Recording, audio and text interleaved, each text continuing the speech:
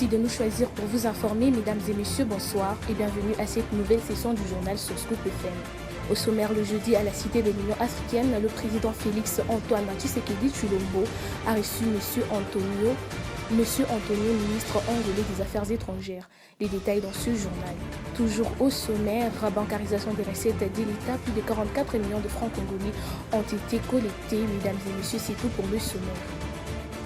Le jeudi, à la Cité de l'Union africaine, le président Félix Antoine Tshisekedi Tshilombo a reçu M. Tété Antonio, ministre angolais des Affaires étrangères, porteur d'un message du président João Lourenço de l'Angola concernant l'Est de la RDC. Gracia Akilimali pour le commentaire.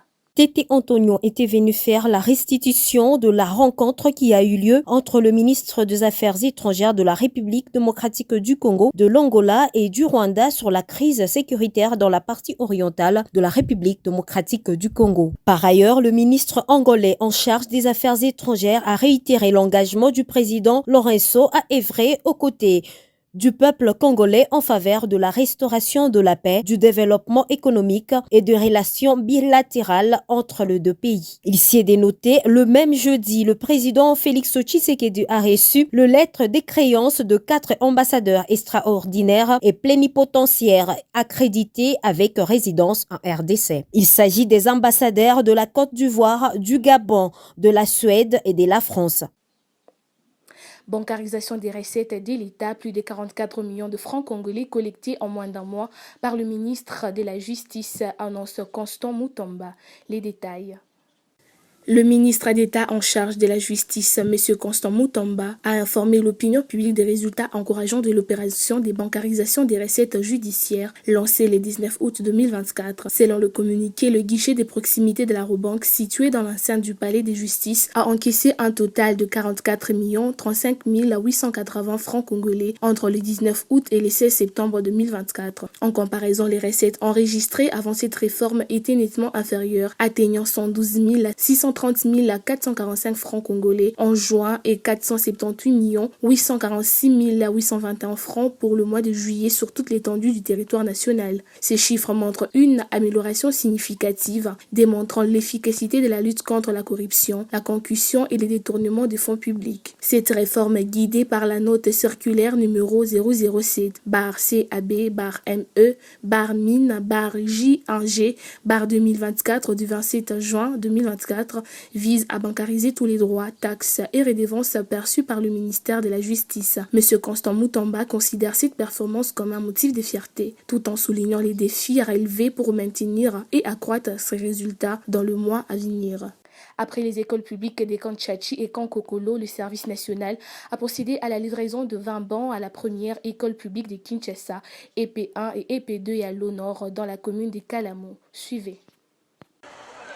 La caravane silencieuse du service national s'est arrêtée ce jeudi 19 septembre 2024 dans la commune de Kalamo.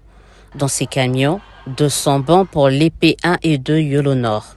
Une réponse instantanée des bâtisseurs aux instructions du chef de l'État données le lundi dernier lors de son passage dans cet établissement scolaire. Voilà aujourd'hui, son Excellence vient dématérialiser sa promesse en dotant un lot important en bancs par le billet du général Jean-Pierre Kassongo Kabouik, commandant des services nationaux. Cette action du chef de l'État marque la volonté ferme à redynamiser la gratuité de l'enseignement au niveau primaire.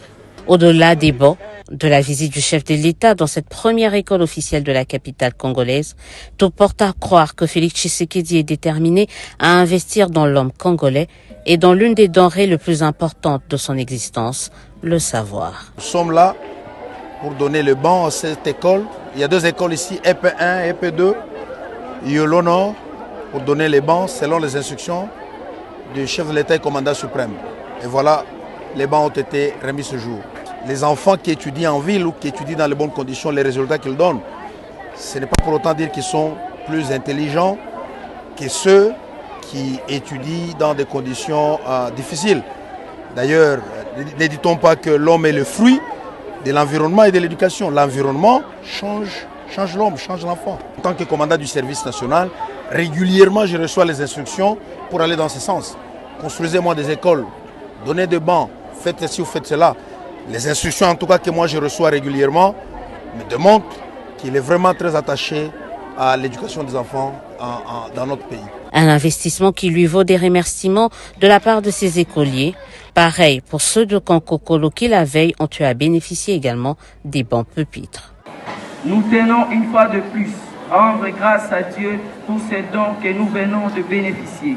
Un hommage mérité au président de la République démocratique du Congo, son Excellence Antoine Félix Tshisekedi Tshilombo, à travers le service national émanant de sa vision propre, dirigé par le général-major Jean-Pierre Kassongo Kabwik, son commandant. Et nous espérons que ce geste ne sera pas le dernier dans notre très chère école. Les prochains sur la liste, les élèves des écoles publiques situées dans le camp Lufungula, mais aussi les étudiants de l'Institut national des bâtiments et travaux publics.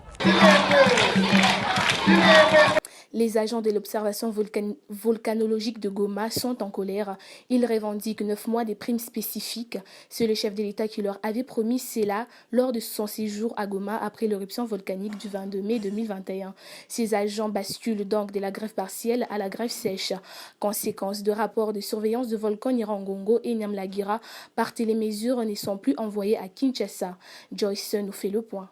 Selon Delphin Chiza, chercheur et chef du département des sismologies à l'EVG, la fermeture de tous les laboratoires conduit à l'arrêt de la surveillance de volcans, ce qui expose la population aux menaces liées à l'activité de volcans présumés. Nous basculons de la grève partielle à la grève sèche parce que lors de la grève partielle, nous avons constaté que nos autorités, pendant que nous étions à la maison, étaient en train d'envoyer des rapports à Kinshasa où les autorités qui prévoyaient de répondre à nos revendications ont eu tout simplement l'impression qu'il n'y avait pas de problème à l'EVG, explique-t-il. La surveillance par les mesures ne peut pas s'effectuer parce que nous avons fermé aussi tous les laboratoires, compris aussi celui de la sismologie. La surveillance des volcans est tout simplement arrêtée. Il n'y a plus de surveillance des volcans. La population de Goma est sérieusement exposée aux menaces de nos 2 volcans actifs ici, prévient Delphin Chiza, chercheur et chef de département de la sismologie à l'OVG. Pour Honoré Chiraba, chef de département de géodésie à l'OVG,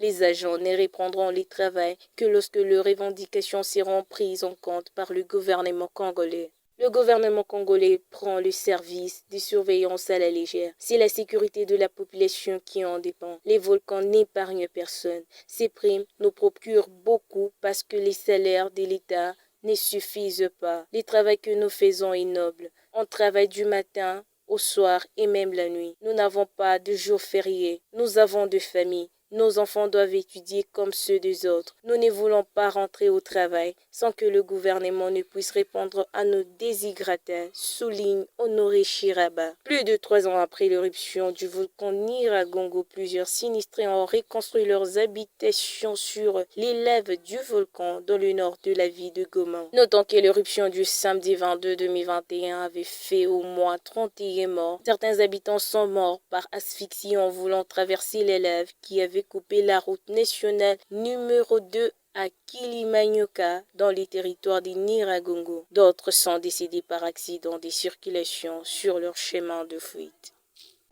Kamanda Wakamanda Muzembe, journaliste retraité de Radio France Internationale RFI, a été élu président de l'Union de la presse du Congo ce vendredi 20 septembre 2024 aux petites heures du matin à Kinshasa. Les participants aux travaux du 10e congrès de l'UNPC ont adopté la veille le rapport d'activité du comité sortant avant d'élire le nouveau comité de ces syndicats. Le nouveau comité directeur de l'Union nationale de la presse du Congo se présente comme suit. Président Kamanda Muzembe, premier vice-président Cyril Kilemba, deuxième vice-président Marianne Mujinga, secrétaire général Jasbey Zegbia, secrétaire général adjoint Ernest Mukiuli, trésorière générale Rachel Kitissa. Et c'est par ici que s'achève cette édition. Merci à vous tous de nous avoir suivis. Grande a été ma joie de vous servir. On se retrouve très prochainement. D'ici là, portez-vous bien.